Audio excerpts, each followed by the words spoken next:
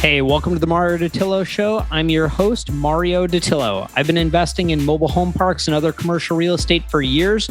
And on this show, we interview some really interesting and successful real estate investors and business owners. We go behind the scenes on how they do what they do. I know you're going to get a ton of value out of this, so stick around till the end.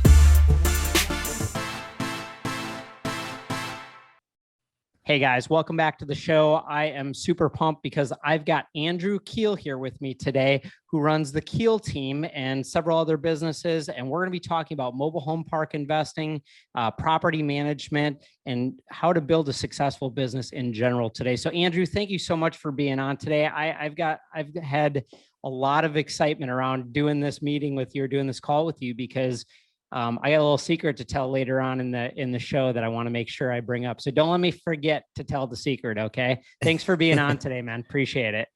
Yeah. Happy to be here. So Andrew's in Orlando. I'm in Naples, Florida. So we're kind of in the same region, and I've known Andrew for at least a couple years now, 2-3 years now. And Andrew has a very successful mobile home park investment portfolio and property management company. And he also runs a very well-known podcast, the Passive Mobile Home Park Investing Podcast. I got that right? The name of it? You did. Yeah. All right, perfect. So everybody in the industry knows it, and he's really built up a great brand. And I think what I've found to be really cool about you, Andrew, is that you give a lot. I mean, you give just tons of content, you give tons of value to your listeners. And I think that's important. And that's why a lot of your success has just exploded over the last several years. So pretty cool. So let's talk a little bit about what you do. Can you kind of give the listeners and myself the storyline behind how you got into mobile home park investing or real estate in general? Yeah. Well, first off, thank you for that nice intro. I really appreciate our relationship and getting to know you, Mario. So my story is pretty unconventional, right? I thought I was going to be working on Wall Street in New York City. Went to college, was going to go into finance, and that was, what I thought my path was going to be. After college, I worked in sales at a marketing firm in Orlando. And we branded real estate agents. So I was meeting real estate agents. I actually traveled to over 100 Keller Williams market centers, which are like their offices across the country, selling branding materials, everything from business cards to websites to, logo design, everything. So I was doing that, and I met some commercial real estate, agents, brokers, and they were young, right? And it was enticing. Like I was listening to the deals they were doing, and it was attractive, but I never acted on it. I was in my lane, focusing on selling branding materials. But at a certain point, I met another friend local here. He was a wholesaler and flipper around Orlando, Florida. So he kind of took me under his wing and showed me how to wholesale residential properties. And that's where I started, was wholesaling and flipping single family homes around Orlando, Florida. Through my marketing efforts, I was sending out letters. I was, doing the full gamut, bandit signs, everything. And through one of the letters I sent out, I got a lead on 2 mobile homes up in Ocala, Florida. And they were in a park, and I had no idea what I was doing, but it was a motivated seller, it was a probate situation. And I went up there and I was able to buy these 2 mobile homes from this gentleman for $2,200 total, $1,100 a piece, cash. And I got the titles. I came home, got on YouTube, and typed in how to make money with mobile homes. And I found this guy, Lonnie Scruggs, who wrote this book, Deals on Wheels, and never looked back. I mean, I was just enamored with the whole business model of buying homes, fixing them up a little bit, and then selling them on contract. And those 2 homes, I was actually able to sell them both for $2,500 down and $250 a month for 5 years. So that was like, okay, this is great. This is how I can offset the inconsistent income from my flips, right? It was like, all right, I have money this month. We closed the deal. Okay, the next couple of months it was down. And then I had money again, and then I didn't. So I wanted something more stable. I wanted some cash flow. And this, answered that call. So I ended up doing 19 more of those Lonnie deals and, selling those individual mobile homes. And through that, I met a park owner who was kind enough to introduce me to mobile home parks, like basically saying, hey, you know, I think you're doing it wrong. You should get into owning the real estate. There's financing. It's more scalable. There's depreciation, you know, tax benefits. So that's when I just went all in. I went to Frank and Dave's boot camp. I went to some other seminars. I read the book Trailer Cash by Jamie Smith, and became, you know, really obsessed with mobile home parks, and didn't really know how I was going to buy one, but I was just committed and I was just going to figure it out. So at one of the boot camps, I was very fortunate. I'm a believer, and I believe God, you know, put this person in my life on purpose. And, you know, he basically invested $5 million with me to buy my first 5 parks. Wow. And I was the sweat equity, and I executed. You know, we did well on those 5 parks. And then I had a track record, right? And then friends and family wanted to invest with me, and other people, you know, started reaching out to invest with us. And at this point, we have 33 mobile home parks that we own and manage. And we also are in self-storage now, as of last year. And we have 5 self-storage facilities. So it's just been a blast. I love what I do. I love helping people and solving, you know, problems in commercial real estate to add value and to, you know, increase the values. Dude, I love that. So a couple times within that story, you talked about people who came along and gave you some advice, pointed you in the right direction, helped you out. And I agree. God puts people in places to guide you and help you and be there to help you. And so I think that was very cool that you give credit to the people who are, well, not only God, but also to the people that are in your path that have helped you get there. So you kind of had a guy that was saying, hey, you're going the wrong direction. And then you had another guy that came along and said, here, let me trust you here. Let me back you, go out and finance or handle the equity side of the deals that you're going to buy, which allowed you to launch and build that track record. And that's huge. It's really a testimony of networking and building relationships and having good people around you that are willing to instill good wisdom in you. So that's very cool. Now, you mentioned something, and I wanted to bring this up anyways. You said you've gotten into self-storage recently. And as you know, we've been investing in storage for a while. And so I think that's super cool. You've now went into a second property type. And my question to you is, what's the hardest part about adding new property types when you've kind of got a machine running, you've already got systems going, you know, mobile home parks like the back of your hand, and now you're picking up a new property type, kind of starting all over, building a second portfolio. What's been the hardest part about that so far? Yeah, that's a great question. You know, that was a huge challenge that we took on last year, is jumping into a new asset class. And, you know, there's a lot to know, and you don't know what you don't know, right? So we partnered with some experienced operators that had a portfolio already of 15 storage facilities, and we found the deals and brought our first 2 deals to them. And these are great deals in Denver that we were like, hey, let's bring these to people that know what they're doing. Let's learn from them. Let's, you know, see how they manage these properties and see what type of CapEx and underwriting they're putting into place. And that was monumental for us. I mean, just partnering with them on those first 2 deals, you know, getting that step-by-step process down. And then, you know, since I built the business in mobile home parks, I knew what to look for. So It was easily to take it and say, okay, now I'm going to replicate this over here on my side. And now we're going to do this X, Y, and Z, you know, within our own portfolio. So that was monumental. And you know, that's how we kind of took that learning curve and just ramped it up a lot faster than, you know, where we were kind of learning by trial by fire on the mobile home park side of things.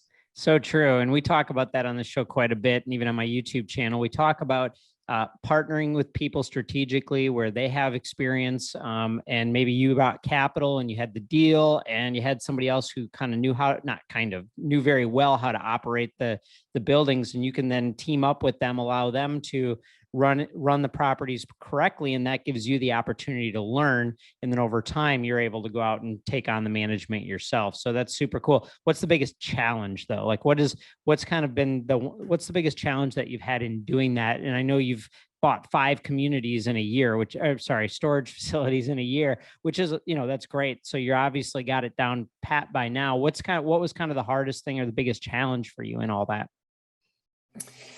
Yeah, I would say fine tuning the underwriting, right? There's some similarities to parks, but it's a totally different asset class. So, and that's something that I pride myself on is being very detailed in our underwriting. But there's a lot of variables, right? Like supply index, which is a very huge metric that you need to understand. You know, in mobile home parks, you don't really have to worry about that as much, right? Because there's No. just such a high demand. So I would say understanding and then, fully implementing the underwriting was the toughest hurdle for us. Yeah, it's self-storage is an interesting business. It's kind of like it's a lot like mobile home parks and apartments, just because your tenant base is that residential tenant, right? It's that consumer tenant. At the same time, it's a little bit more like a business. It's a little bit more fluid. You got a little bit more turnover and people coming in and out. You got retail sales potentially. You've got, U-Haul and other things that might be involved that definitely make it a little bit more of a different beast, I guess. And so I think that's cool that you learned it. You definitely are a conservative guy. I know that when it comes to underwriting and pro formas. And so I think that's cool that you were able to maneuver that and pick up on that. Now, the other thing is too, you mentioned something in mobile home park world, we're not really too worried about supply, right? I mean, because we have very controlled supply, very high demand. You're not worried about somebody else putting one in across the street from you. Where storage, you do. And so it's a very good point. You have to know what's coming online. You got to understand who's pulling permits where to build a facility in your area, because that supply can change relatively quickly. And I think it's a great property type. You've got a lot of benefits, especially when it comes to hedging against inflation and, the 30-day leases and all that stuff. So excited that you're in that space now. And I think I know you're going to do very, very well with it. Now, your management company, you manage in-house. Okay. And I think people who are in any property type, whether it's mobile home parks or self-storage or anything else, can definitely get a lot of value out of this. I mean, you self-manage, you own a management company with a team of people that are highly skilled, a lot of experience. You've got systems and, all that stuff in place. One thing that I've picked up from you, and I remember even in our discussion on my interview on your show, was, you use VAs and you've utilized VAs in your company, not only just for small projects, which is kind of what I've used them for mostly. You've actually brought them in as part of your team, and they're handling different parts of the operation. Can you talk maybe a little bit about that? How you were able to go from, hiring somebody locally to getting your head around, hiring somebody in another country and then getting them to be part of the team and actually, part of your business. Yeah, I'm super bullish on VAs. I think every entrepreneur should have a VA personal assistant, hands down.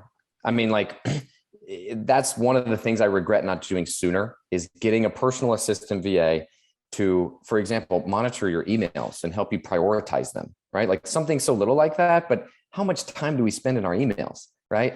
So I'm a huge fan of VAs and creating systems and training for them to follow. We found a couple pockets in South Africa and in Armenia where we're able to get really solid talent, right? Like people that have been foreign exchange students in the US and now they're back in their native countries and they are fully capable, right? They have college degrees, but you're able to hire 3 of them typically for every 1 US employee. And then the US employee may not be as loyal as they are, right? Because they are really, excited about this opportunity to work remote. And if you have good systems in place and good KPIs, it's very easy to manage them and tell if they're, doing a good job or not. But one thing I would say for anybody out there interested in hiring a VA, in your description of how to do a task, don't leave gray area, right? Like they've never done this before. The more black and white you are with your description of how you're training them and how to do something, the better your results will be and the happier you will be with the time savings. Yeah, it's super good. So basically what you're saying is don't just tell them to go do something and expect them to know how to do it. You really need to give them step by step, very clearly how it needs to be handled with a lot of detail so they can follow it and assume that they have never done it before, or assume that they don't know how to do it. And that way, then they have a very clear roadmap. And Mario, like one example, in the mobile home park business is we have a VA that's in charge of our water sewer recapture. So every single day via Slack, she communicates with every single on-site manager and gets the water reading from our master meter to tell how much gallons were used in the last 24 hours. And then we can instantly tell if we have a leak, right? Where when I first started, we were waiting till the bill came in from the sewer company and the water company to see if we had a leak. Now we know within 24 hours if our usage is high. And that VA costs us $800 a month. That's so good. Yeah. And I think too, you had mentioned even hiring a VA as a personal assistant for, entrepreneurs, executives. What's kind of some of the tasks? I know you said you gave an example of them checking your email and kind of prioritizing your email. What are some other examples of things that you can get them to do and not get them to do, but have them do? What, when I think of that executive assistant role, I wonder, okay, how private, how much do I want them into my private emails? Not that I'm worried about somebody seeing my emails, but, I've got a lot of financial information coming through. And also, I think of, okay, well, if they're not in the United States, do they know how to handle some of the things that, somebody in the United States that understands American culture would know? Can you maybe go over a few other things that you've had your VA do? Yeah, no, definitely. The email management, I think, is huge, just to help kind of prioritize the emails that are coming in. There's a way to, add a delegate to your Gmail so that you can see that, hey, Bianca is in my email, and if she responds to something, you can see it's from Bianca. But also hiring, right? Like hiring has been something that we take a lot of pride in because, we have a multiple interview process and, personality assessments and cognitive assessments before we hire someone. But what she'll do is she'll do a quick 15-minute interview, and she'll tell the candidate, hey, this is going to be a quick interview. I have 3 questions for you. And she'll record it. And then she'll send that to me after they've taken the personality assessment, after they've taken the cognitive assessment. So she'll send an email to me with a 15-minute recording of that interview with the 3 questions that I have her ask, and the personality assessment and the cognitive assessment attached to that email. So within a snapshot, I can see if this candidate, is a good fit or not. And that has been monumental, because if you can hire, I truly believe this, and we use the predictive index for our personality and cognitive assessments. But if you can hire 20% better, how much time as an entrepreneur is that going to save you? And how much money is that going to save you from making the wrong hire, right? We all know how much that costs us. I've done it multiple times. And I think if you can just hire a little bit better, it's just going to save you so much time and money. Man, that's so good, because hiring is such a slow process. There's a lot of stop and go. Even those short interviews take a lot of time because you have to prep for them. You've got to, sometimes they can be a little bit awkward because you got to have, some small talk in there. And the fact that you've got somebody that can kind of go in, knock all that stuff out so you can just look high level at things and then choose which ones you actually want to spend your time with. It's really good, man. That's super good nuggets. I'm sitting here taking notes myself because this is something that I know in our company we can improve on. I mean, we have all of our employees are in the United States. We've dabbled with VAs on project level, but I think having people on your team that have very specialized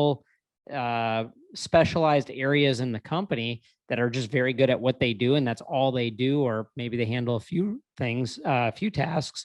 That's super valuable, especially at the price point, from a payroll standpoint that you're talking. Now, There's a couple other items too that I could share. Keep them coming. A couple other things just that I wrote down here quick, scrubbing our data, right? We have lists that we cold call of property owners. They'll go through the data, they'll skip trace, they'll, find phone numbers for them.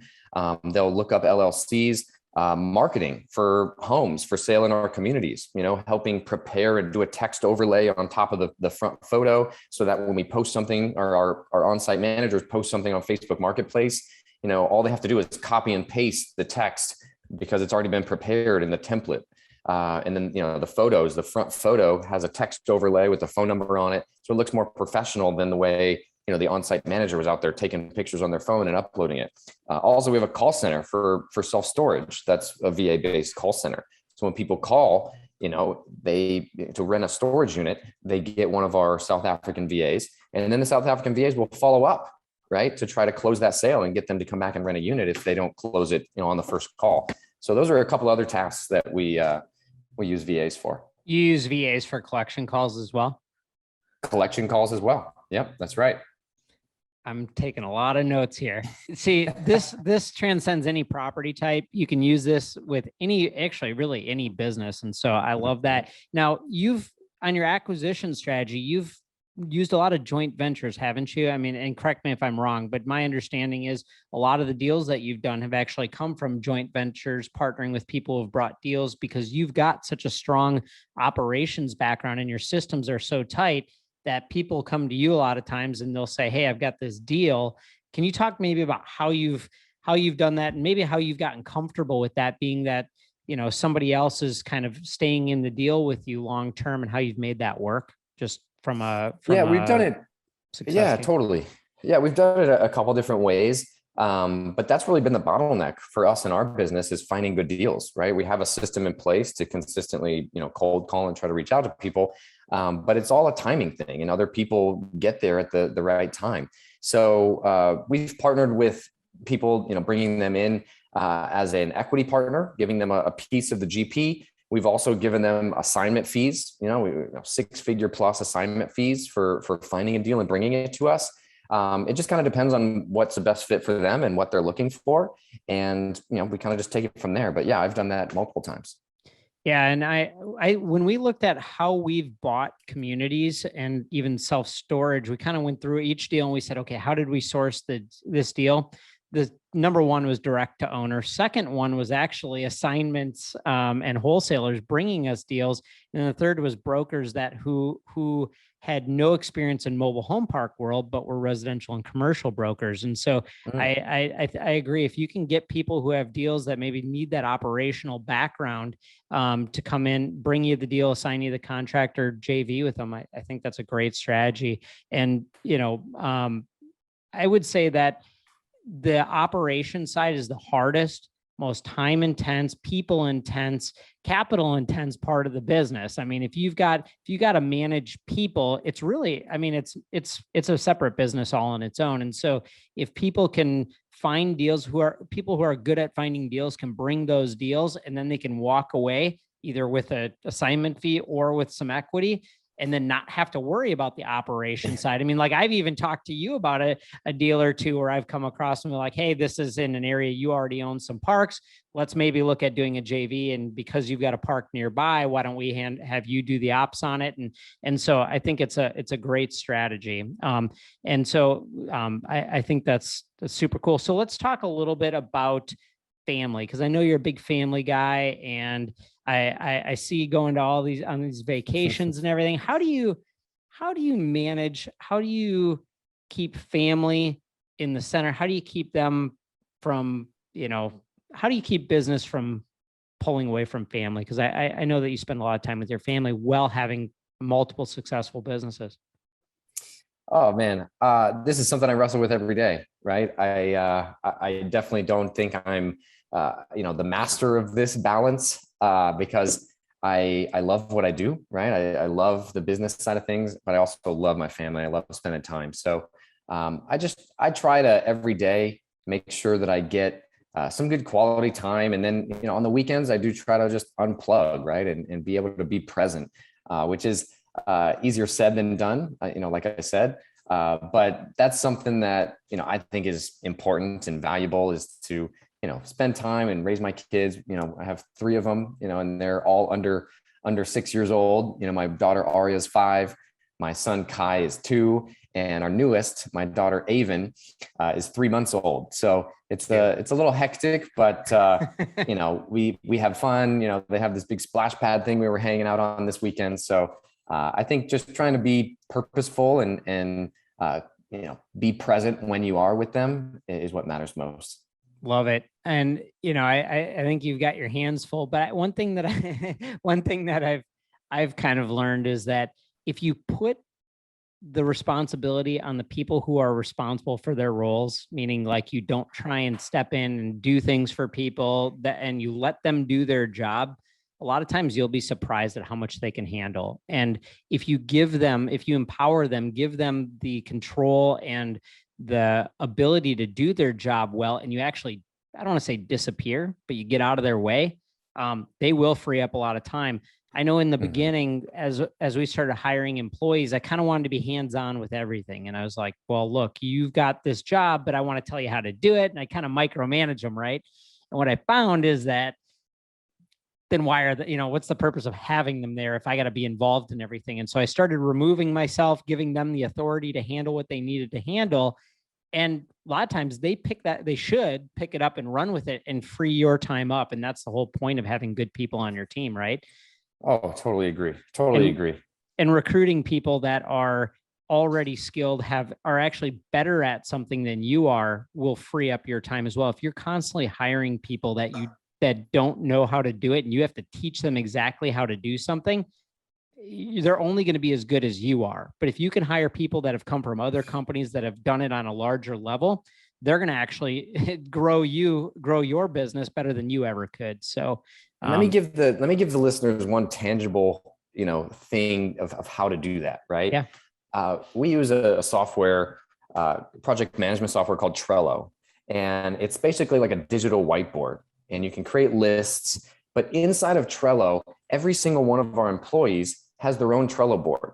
And when there's a new task that they're assigned, we'll create a new card and be very detailed with what that task is. And then if something changes or they find a faster way to do it, they can update their Trello board on that task of how to do it.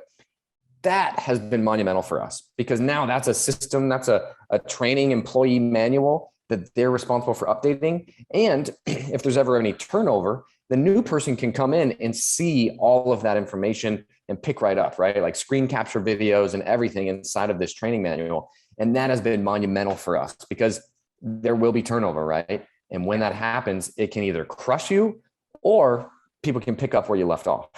Love it. We've documented all of our processes and procedures, and we've got them in Word docs or PDFs, I guess you could say, and they're easily accessible in Google Drive. But now we've started to transition to put all of those process maps into Monday, which is very similar to Trello.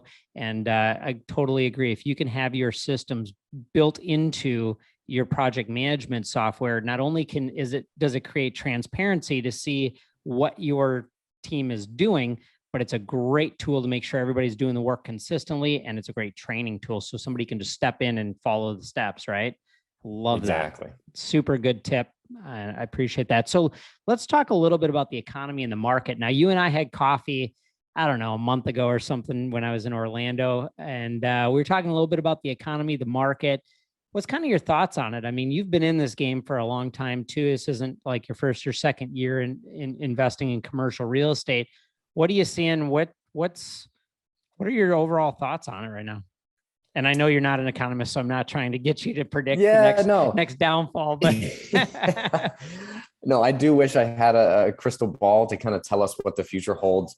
But those of you that know my story, my parents lost everything back in 2009. Like, foreclosed on the house that I grew up in, very bad situation. So whenever I think of a new recession coming, right, which I knew it was only a matter of time, that's something that I've been very cautious of for many years. And that's, particularly why I've chosen the asset classes I'm in, right? Mobile home parks, affordable housing, the most affordable form outside of subsidized housing that you can find. And then self-storage as well, right? It's a unique asset class where it's, you're diversified across a lot of tenants, right? You're not just focused on one. And then also when people are moving or downsizing, they need a place to put their stuff. And that's something with Amazon, more and more people are acquiring more and more stuff. So it's both of those asset classes have performed well, in the previous recession. And I think they will in the next one, which I do think that we are heading into. But I wouldn't say that I'm totally oblivious to the fact that, we will be affected in some aspects, right? Everybody will be. But I just don't know what that looks like. Yeah, with interest rates ticking up at a half a point at a time, and even the fact that the Fed said we're not going to do 3/4 point increases, just the fact that they're talking about it is crazy.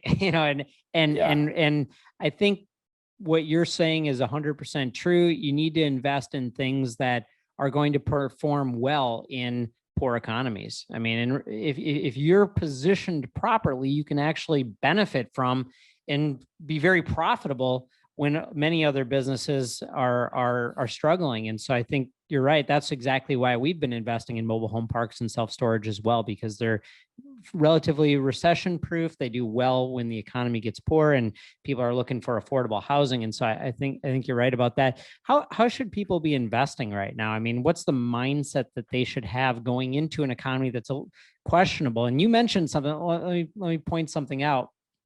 You said for years you've been mindful of potential recession.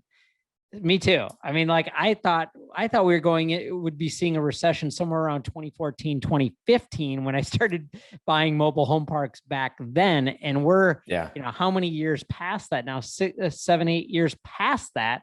And so I think we're definitely due for. What's the mindset investors should have, or whether it's in mobile home parks, self-storage, or any kind of business or real estate? What kind of mindset should we have going into this? Yeah, great question. I think you need to have a long-term mindset, right? Like the next couple of years are likely going to be choppy. Who knows, right? I don't have a crystal ball, but I think 3 or 4 years down the line, things will recover. They always do. It's America. I have a lot of faith in the U.S. and our ability to recover. But one thing for commercial real estate investors specifically is, I have a lot of mentors that were around in 2008, 2009, right? And the one thing that they've always mentioned is that the lack of liquidity in the marketplace, right? Banks just stopped lending.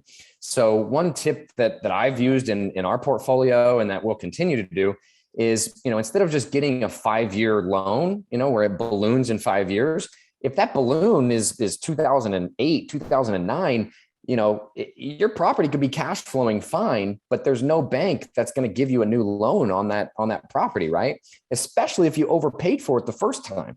And now your leverage and your debt to income, your debt service coverage ratio is off. So if you ask, especially like more regional banks, if you ask them and say, hey, we'll do a 5-year fixed rate, but can you give me a variable rate after that for another 5 years? They will do it without even batting an eye if you just ask them, right? Because that's what the bank is trying to do with, they're just trying to hedge their bets so that they're not locked into a lower interest rate in a rising rate environment for that full period. So I would try to encourage people to do that and avoid short-term loans right now. Like bridge debt just sounds terrible. Like I saw a deal from an apartment syndicator the other day with like an 18-month, bridge loan in this environment. And my gut wrenched. I just feel bad for that situation, right? With the way rates are going. So that's my mindset is invest in the long term. I'm young like you, right? I'm 34. I want to be doing this when I'm 80. So my whole mindset is, hey, let's buy good assets for the long term, in good markets where we can, raise rents, consistently over the long term. Love it. And you brought up what I think will be the cause for opportunity, but also the cause of default for many investors that never expected it because they're good operators. Excuse me, because they're good operators, they think they're going to be okay. And their debt structure is the problem. It's not their operational skills. They come in, they have good ops, but they just structured their debt wrong and they paid too much. And so, I always say that I always say that your deal is going to be as good as the price you pay. All right. So, people always say mobile home park, self-storage. Oh, those are cash cows. Those are great investments. I'm like, yeah, it depends on what you paid for them. Right. So, I mean, if you overpay for anything, it's going to be a horrible investment for you. So I think, and then obviously your timing on your debt, we don't do any loans less than 7 to 10 years. And 10 years is very hard to get with a local bank. 7 years is very doable. We've only had a couple loans that were 5 years. And typically what they'll do is they'll quote 3 or 5 and we push them to 7 And we've had some success with that because I agree. The longer the wick, the better, especially, you know, a lot of these bridge loans, they're floating rates, interest only, 2 years, 18 months, like what you're talking about. And then they balloon. and a lot of those investors are overpaying for the asset with very lofty, you know, turnaround plans that could be thrown off with supply chain issues and all that. So I think you're right. It's really around the debt and the price that people pay. So super good nuggets there, man. You're a foodie. I know that because I see your foodie posts all the time on social media. What got you into that, man? I like good food too, but you eat some really pretty food. Man, I love food. My brother actually has an Instagram account. It's like Austie the Foodie, at Austie the Foodie. And I just love good food, right? I think just like the next person, and specifically seafood is kind of my thing. I love fish. So yeah, I think that's it. Yeah, if you guys haven't, make sure to follow Andrew on Facebook or Instagram and make sure you check out those plates, man. He eats some really good looking food. And I have noticed, yeah, it is a lot of seafood. So let's wrap up this call here. You've given a ton of good advice to listeners, so I really appreciate that. How can they get a hold of you if they want to do a deal with you or work with you in one way or another? Yeah, the best way to do that would be via our website, keelteam.com. That's just KEELTEAM.com. You can fill out the contact form and we'll be in touch. Man, thank you so much, Andrew, for being on. I love Andrew because he is such a positive, encouraging guy. I mean, on video and off video, he's a really good guy. So make sure you follow him on all the socials and check out his show, the Passive Mobile Home Park Investing Podcast, so that you guys can keep picking up good nuggets like this. Thanks again, Andrew. We'll see you guys on the next one. Thanks, Mario. Thanks for listening. I hope you got out of this as much as I did. I'd really appreciate it if you could leave a 5-star review so we can reach more people. Jump over to mariodattilo.net and find out what else I got going on. Be sure to connect with me on all the socials, and I'll see you on next week's show.